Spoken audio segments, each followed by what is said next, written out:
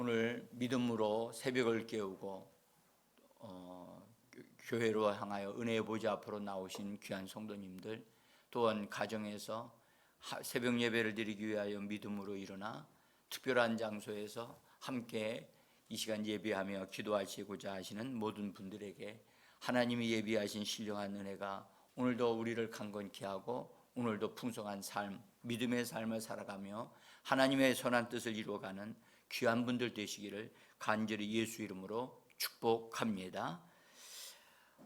저는 오늘 본문에 있는 말씀을 근거해서 하나님이 주시는 꿈은 나쁜 짓을 하지 못하게 경고하시기도 한다는 것을 말씀을 드리려고 합니다.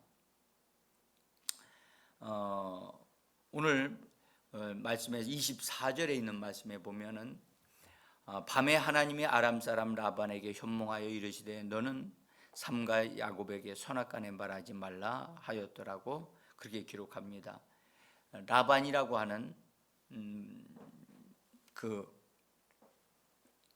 야곱의 삼촌 되신 분인데 그분에게 하나님께서 밤에 나타나셔서 야곱에 대해서 말씀을 하신 것입니다. 그 메시지역으로 한번 우리 잠깐 읽어보겠습니다. 제가 나눠드린 종이에 보면 맨 위에 있습니다. 메시지역. 그날 밤 꿈에 하나님께서 아람 사람 라반에게 나타나셔서 말씀하셨다. 좋은 일이든 나쁜 일이든 야곱에게 함부로 하지 마라. 여기 좋은 일이든 나쁜 일이든 야곱에게 함부로 하지 마라 라고 하는 번역으로 우리가 이 번역을 보면 어쨌든 두 가지 같은 번역을 이렇게 좀 다르게 번역했지만 꿈에 이런 말씀을 받는다고 하는 것은 또 이런 말씀을 듣는다고 하는 것은 상당히 어떤 위압감 그런 등등을 느낄 수 있는 그런 말씀이 되기도 한다고 봅니다. 이 라반의 집에서 야곱이 20년간 종노릇 했다고 볼 수가 있습니다. 어쨌든 라반에게 한번 붙잡히면 놔주지를 않는 거예요. 그래서 라반의 집에서 일을 하면서 그 다음에 그 야곱이 거기에서 부인들을 얻었지만 어쨌든 그것도 다 삼촌의 영향을 받게 되었고 어쨌든 그러면서 20년의 세월을 보냈다. 참 하루 이틀도 아니고 20년이라고 하는 세월을 이렇게 보냈다는 것은 참 놀라운 일입니다. 그러면서 야곱이 이제 하나님이 꿈에서 야곱을 만난 이후로 야곱은 하나님에 대한 믿음이 점점 자라게 되어졌고 그래서 하나님을 의지하는 그런 믿음이 세워지기 시작을 합니다. 그래서 꿈에 그 야곱이 자기 가정을 이제 세우고자 하는 마음이 있고 또 가정을 세우고자 할 때 물질도 있어야 되겠고 등등으로 그래서 하나님 앞에 기도했는데 하나님이 야곱에게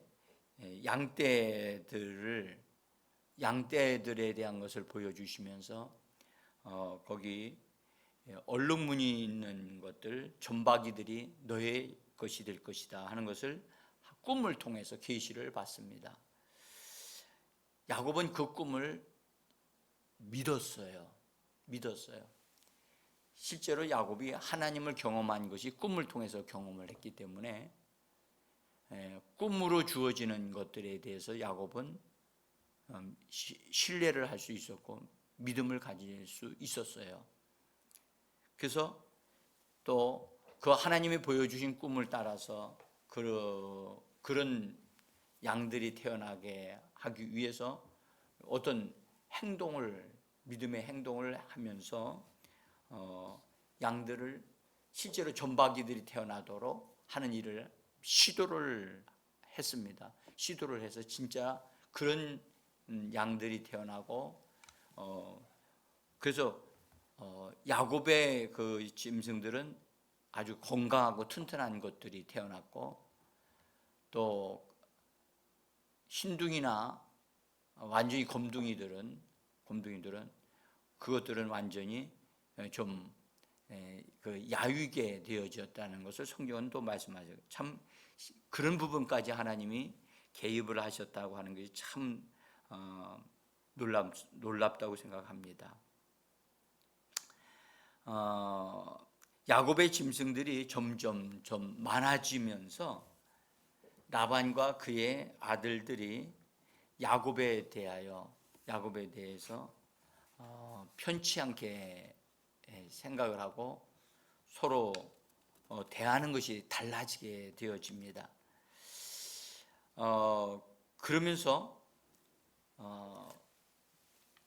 야곱이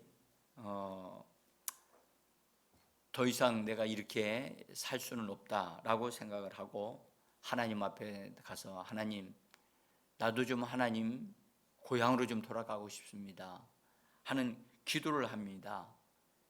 그런 기도를 할 때 하나님이 또 꿈에 야곱에게 나타나셔서 이렇게 말씀을 하십니다.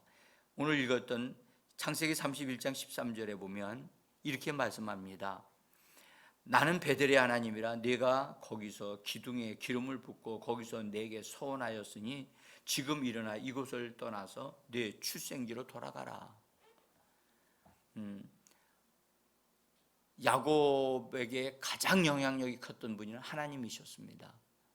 근데 그 하나님이 꿈에 이렇게, 지금 너 여기서 출발해서 네 고향으로 돌아가라, 너 칠순계로 돌아가라 라고 말씀하심에 야곱은 하나님이 돌아가라고 하는데 뭐 누가 말릴 사람이 있겠느냐 해서 응답을 받고 고향으로 돌아가는데, 돌아가기 전에 자기 아내들을 미리 불러서 이야기를 합니다. 사정 얘기를 다 하면서 그러니까 아내들이 다 라반의 딸이었기 때문에 그래서 이야기를 다 했더니 다 같이 가기로 동의를 합니다. 그래서 야곱이 순적히 라반의 그 영역에서 떠나가게 되어집니다.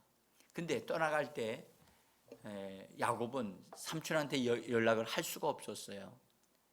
연락을 한다고 해도 그렇고 자기가 찾아가서 얘기한다 하더라도 삼촌은 놔줄 분이 아니거든요. 그래서 삼촌을 아는 야곱이기 때문에 이야기를 하지 않고 갑니다. 그런데 성경은 그것을 뭐라고 기록하고 있느냐 하면 야곱이 라반에게서 도망을 쳤다라고 기록을 하고 있어요. 도망을 쳤다.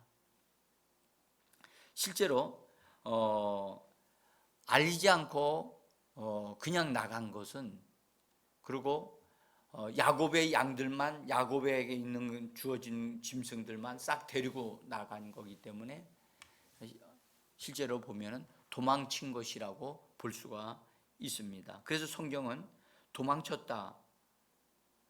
아마도 이 야곱이 하나님 백 믿고 하나님 말씀과 허락하심을 따라서 나간 것은 신앙 양심상 마음에 담대함이 있지만 삼촌한테 이야기하지 않고 나간다고 하는 면에서는 마음이 좀 불편했을 거예요. 신앙 양심이 좀 걸리지 않았나 생각이 듭니다. 어쨌든 이렇게 그냥 떠나지 아니하면 삼촌에게서 나갈 방법이 없어요. 그러니 하나님께서도 너 나가라라고 허락하신 이유가 그렇게 있다고 저는 볼 수 있습니다. 자, 그래서 야곱이요, 할 수만 있으면 갈 때, 출발해서 갈 때 한 걸음이라도 좀 더 멀리 가자 하는 마음이 있지 않았겠는가, 그런 생각을 해봅니다. 21절에 보면 21절, 자, 그가 그의 모든 소유를 이끌고 강을 건너 길리앗산을 향하여 도망한 지 3일 만에, 그러니까 3일 동안 짐승들을 끌고 갔다. 양무리들이요, 여러분, 이 양무리들이 적은 무리가 아니었어요. 많은 양무리들이었기 때문에 양무리들을 데리고 강을 건너서 간다고 하는 것은요, 멀리 갈 수가 없어요. 멀리 갈 수가 없어요. 근데 어쨌든 야곱은 갈 수 있는 데까지 한번 가자 해서 약 3일 길을 알리지도 않은 상태에서 가가지고 걸어갔습니다. 아마 그러면서도 마음에 틀림없이 삼촌이 따라올 것이다, 그 생각했을 겁니다. 삼촌이 어떤 분인데, 그래서 따라올 것이라고 하는 생각을 야곱이 가지고 또 그렇게 함으로 마음이 한편으로는 불안했겠죠. 그리고 그런 부분에 대해서 하나님 앞에 무엇인가 가면서라도 나 하나님 의지하고 갑니다. 나 얘기하지도 않고 그냥 가고 있습니다. 하나님이 이 부분에 대해서 하나님이 개입해 주시고 도와주셔야만 합니다. 아마 저 같았어도 그런 사정을 하나님 앞에 이야기했을 거라고 저는 봅니다. 야곱이 라반을 알거든요. 라반이 얼마나 간교한 자고 얼마나 자기 이익에 관한 절대 손해보는 분이 아니다 라는 사실을 야곱은 알고 있었기 때문에 상당히 삼촌을 두려워했던 것 같습니다. 그리고 삼촌이 화를 한번 내면 상당히 무섭다는 사실을 야곱은 알고 있었어요. 그래서 삼촌은 야곱이 삼촌을 이긴 적이 한 번도 없거든요. 10번씩이나 야곱이 일한 것에 대해서 이야기를 할 때마다 항상 삼촌이 이겼어요. 그리고 삼촌이 한 수 위였죠, 야곱보다. 그래서 어쨌든 그런 삼촌에게서 떠나서 이제 나간다고 하는 것은, 더구나 이야기도 하지 않고 도망치듯이 가고 있다고 하는 것은 상당한 불안함을 가지고 가고 있는 것이라고 봅니다. 야곱은 삼촌을 다시 만난다? 굉장히 생각하고 싶지 않았던 그런 것이라고 생각해요. 그렇지만 야곱이 얘기하지 않고 멀리 갔다고 해서 삼촌이 포기할 사람이냐? 절대 포기할 사람이 아니라는 것도 야곱은 알고 있어요. 근데 오늘 성경에 보니까 야곱은 3일길쯤 알리지 않는 상태에서 가서 그때서야 비로소 삼촌이 알고 준비해서 야곱을 추격을 했는데 7일을 걸렸다는 거예요. 추격을 할 때 과연 걸어서 갔겠는가? 제가 생각하고는 아마도 짐승들을 타고, 글쎄 그때 당시에 어떤 짐승을 이용을 했는지는 잘 알지는 못하겠지만 어쨌든 빨리 이렇게 달려갈 수 있는 방법을 사용하지 않았겠는가, 그런 생각이 듭니다. 그래서 열심히 따라갔습니다. 추격했습니다. 그래서 7일을 걸렸습니다. 그런데 야곱을 만나기 전날 밤에 하나님께서 라반에게 꿈에 나타나셔서 하신 말씀, 오늘 우리가 그 말씀을 핵심으로 우리 지금 자꾸 살펴보고 있습니다. 거기 24절입니다. 밤에 하나님이 아람 사람 라반에게 현몽하여 이르시되 너는 선악간에 야곱에게 야곱에게 선악간에 말하지 말라 하셨더라. 하나님이 우리의 삶의 현장 속에 이처럼 꿈으로 개입하실 수 있다는 사실에 대해서 우리는 좀 믿음을 좀 가져야만 합니다. 하나님이 하나님의 영으로 영을 부어 주실 때에 우리에게 꿈을 통해서 환상을 통해서 하나님이 다가오시고 말씀을 하신다고 분명히 예언되어져 있고 그 말씀이 이루어졌다고 사도 베드로를 통해서 분명히 말씀하셨습니다. 이 밤에 라반에게 나타나신 하나님, 이렇게 말씀하실 그 소리를 들었을 때 라반이 얼마나 놀라고 두려웠겠는가를 저는 한번 생각을 해봤습니다.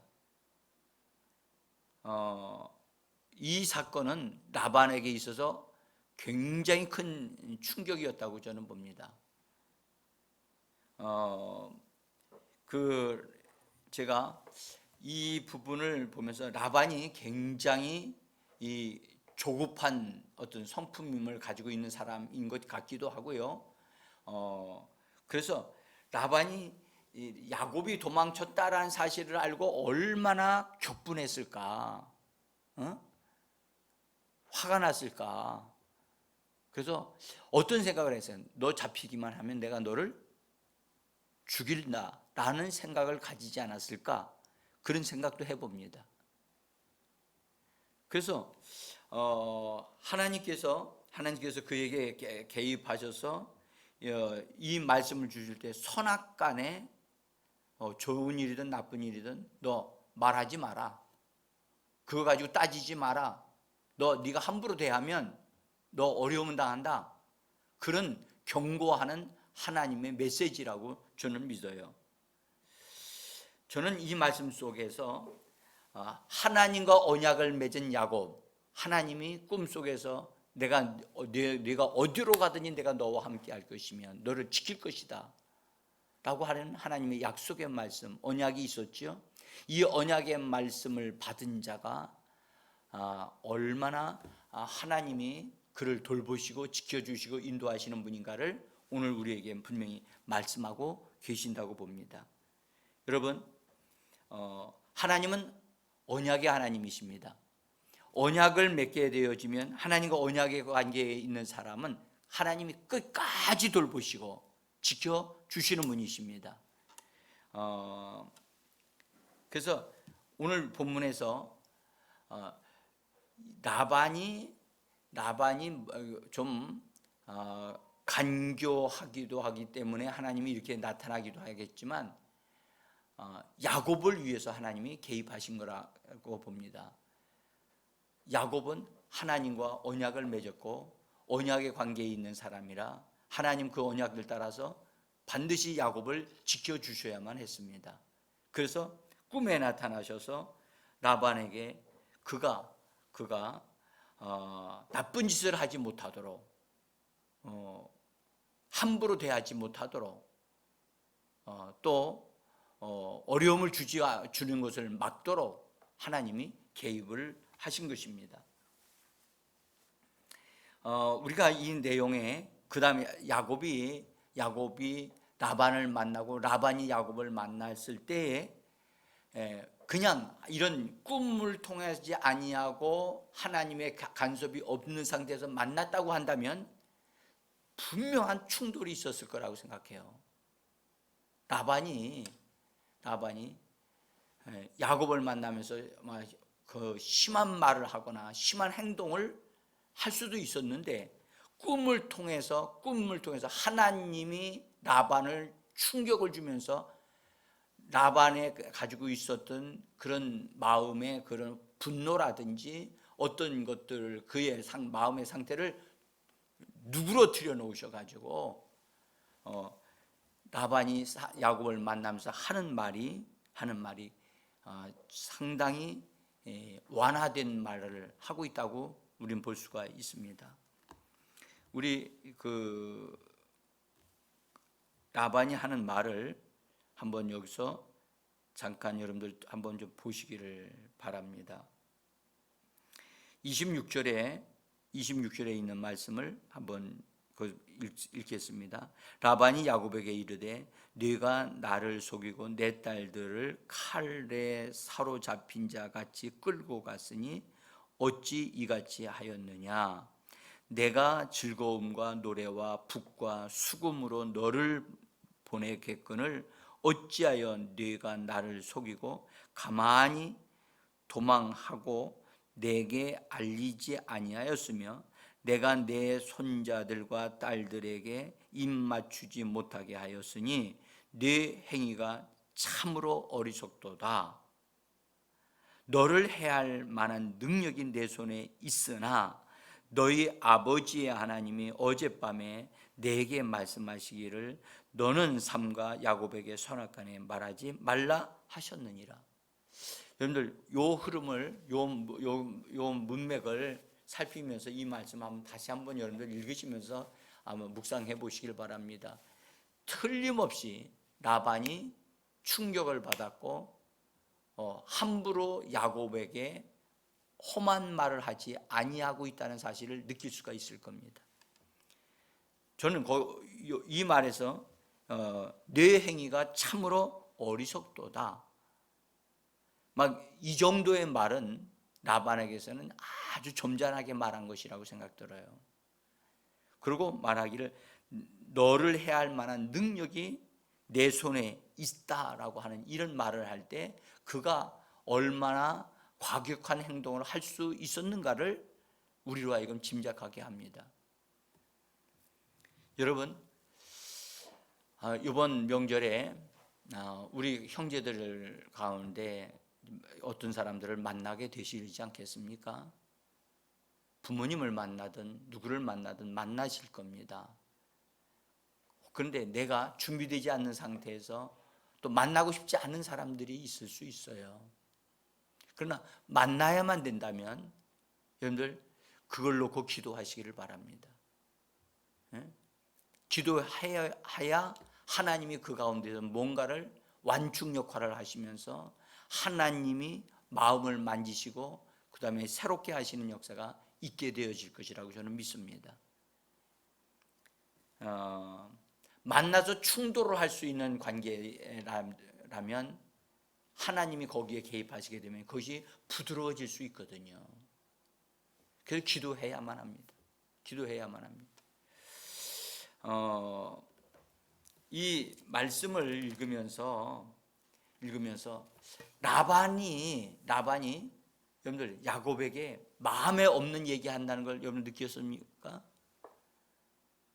라반이요, 진짜 자기 그 손자들 또 딸들에게 입 맞추지 못하게 그렇게 했다고 그가 얘기를 했는데 이것이 특별히요 그 야곱을 보내면서 즐거움과 노래와 북과 수금으로 너를 보내겠거늘, 진짜 이렇게 보내려고 했을까요? 정말 마음에 없는 소리를 지금 하는 것 같습니다. 어쨌든 이런 관계 속에서 정말 다시 만나야만 되는 그런 라반과 야곱과 라반의 관계에 대해서 하나님이 개입하지 아니하시면 정말로 험악해질 수밖에 없었던 그런 상황인데 하나님이 거기에 개입하셨다고 하는 사실. 저는 아까도 잠깐 말씀드렸지만 야곱이 하나님 백 믿고 나갔거든요. 하나님이 돌보지 아니하시면 야곱은 어려움 당할 수밖에 없는 상황이었어요. 그런데 가면서 약 3일 길을 먼저 출발하면서 하나님 의지해서 갑니다. 말씀에 순종해서 갑니다. 삼촌이 어떠하다는 것을 하나님 아시잖아요 하면서 하나님이 이 부분에 대해서 개입해달라고 하나님 앞에 간구했다고 저는 내용의 흐름상 그 기록은 없지만 그런 것을 짐작해 볼 수 있다는 거죠. 여러분들 우리도 마찬가지입니다. 하나님은 우리의 기도를 들으시는 하나님이시고 우리의 삶의 현장 속에 사람들과의 관계 속에 만날 수밖에 없는 그런 사람들이 있어요.